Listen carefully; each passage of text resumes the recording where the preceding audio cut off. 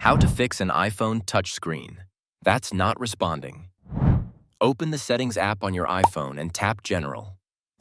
Scroll down to the bottom and tap Shut Down to restart your phone, or perform a force restart by pressing Volume up, then Volume down, and holding the side button until you see the Apple logo.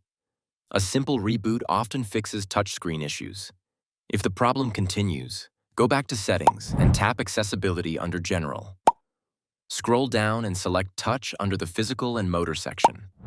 Tap Haptic Touch and adjust the touch duration to fast, so your screen responds more quickly. Next, go back and tap Touch Accommodations. If this is turned on, turn it off to remove any delays or ignored taps caused by those settings.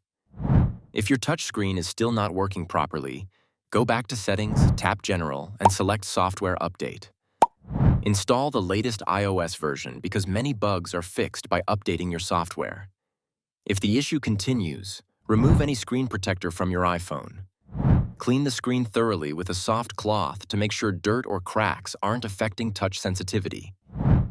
If your touch screen is still unresponsive or glitching after these steps, take your iPhone to an Apple store or authorized service provider to run diagnostics.